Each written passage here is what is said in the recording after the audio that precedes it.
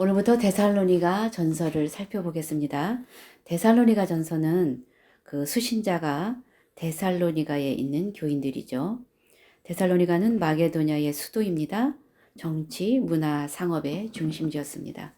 주전 315년 헬라의 빌립 왕의 양자인 카산더가 이것을 건축을 하고 그의 아내의 이름을 따라서 데살로니가라고 이름을 붙였습니다. 이 데살로니가 지역은 교통의 요충지로 로마와 동방제국을 연결하는 다리 같은 가도의 역할을 하는 그런 지역이었습니다. 이 지역의 주민은 대부분이 마게도냐인과 헬라인이 있었는데 해당이 있었던 것으로 봐서 상당수의 유대인들이 살았던 것으로 보여집니다. 당시에 인구가 20만 명이 살았다고 합니다.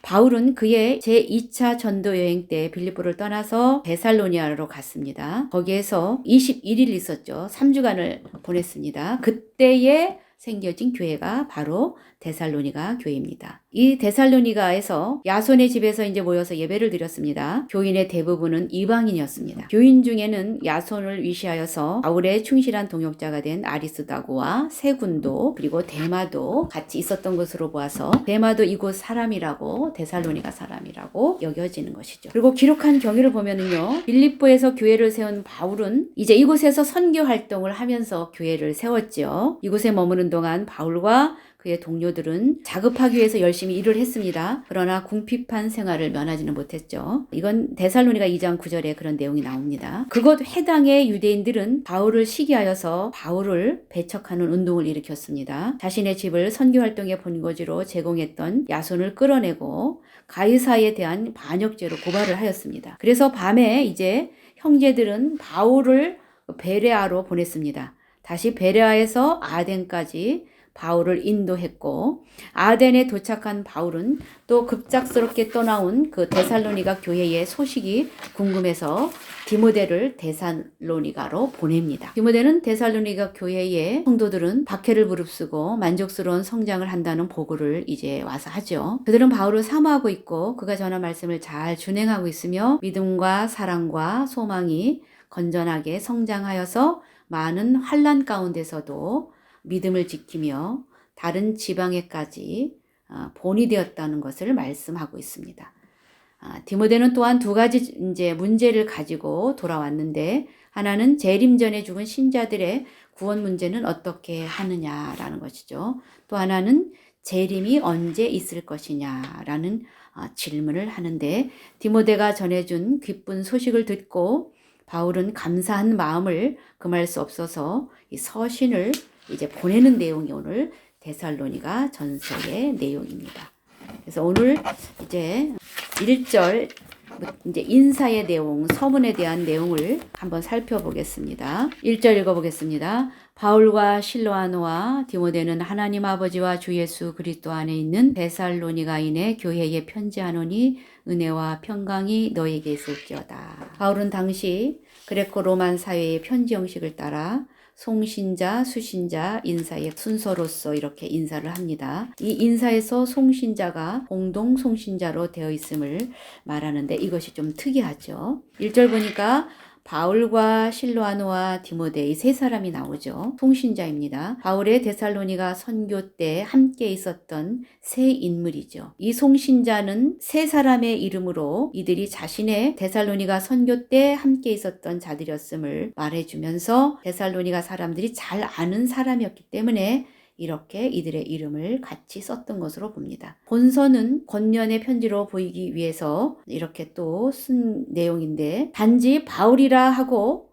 사도 바울이라고 쓰지 않았다는 것이죠. 데살로니가 교인들과의 우정을 도모하기 위해서 가깝게 여겨주도록 이렇게 썼다는 것이죠. 바울은 여러분들이 잘 아시다시피 다메섹 도상에서 예수님을 만난 이후에 복음을 증거하는 그러한 사람이죠. 또 실로아노는 히브리 이름입니다. 히브리 이름은 사울인데 아람어의 이름은 사일라 또는 실라라고 하죠. 라틴어식 호칭을 말하고 있는데 이 실로아노는 유다와 바사바와 더불어서 예루살렘 교회가 안디옥으로 파송했던 그런 사람입니다. 그는 예루살렘 교회의 지도자였으며 선지자였다. 사도행전 15장 32절에는 그렇게 말하고 있네요.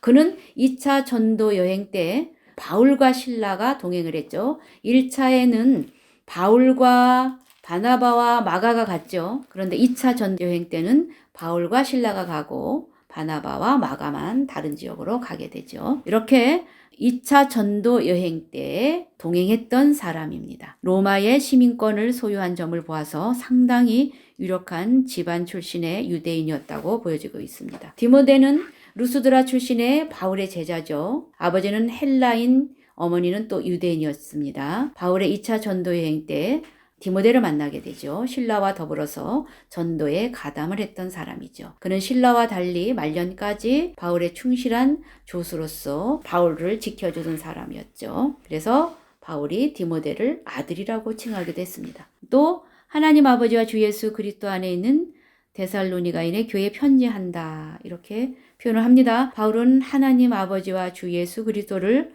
흔히는 은혜와 평강의 그 출처로서 사용하는데, 여기는 교회의 본질과 관련하여서 하나님 아버지와 우리 주 예수 그리스도 안에 있는, 이렇게 표현을 하고 있습니다. 즉 교회는 하나님 아버지와 주 예수 그리스도로 말미암아 생겨났다는 것입니다. 여기에 본서의 교회론적 관심이 보여지고 있습니다. 데살로니가 교회에게 편지한다. 바울이 세운 헬라 이방 그리스도 교단에 속하는 교회가 바로 데살로니가 교회이죠. 이 교회는 부르심을 받은 자들의 모임이라는 뜻으로 이스라엘 민족의 특권을 계승한 교회, 즉 그리스도인들의 모임을 가리키고 있습니다. 그들에게 은혜와 평강이 너에게 있을지어다 인사합니다. 은혜와 평강은 헬라인의 인사 방식이죠. 은혜는 은총과 총회를 말하고 또 평강은 평화를 뜻하는 내용이죠. 그래서 오늘은 데살로니가 전서의 간단한 요약과 인사에 대한 말씀을 우리가 살펴봤습니다. 기도하겠습니다. 거룩하신 하나님, 은혜를 감사합니다. 바울의 전도로 예수님을 받아들인 데살로니가 교인을 향해 염려와 우려 가운데 안부를 전하는 바울을 살펴봅니다. 우리도 믿음으로 안보하며 이웃을 돌아보며 평강을 빌어주는 성도들이 되게 해 주시옵소서. 예수님 이름으로 감사하며 기도합니다. 아멘.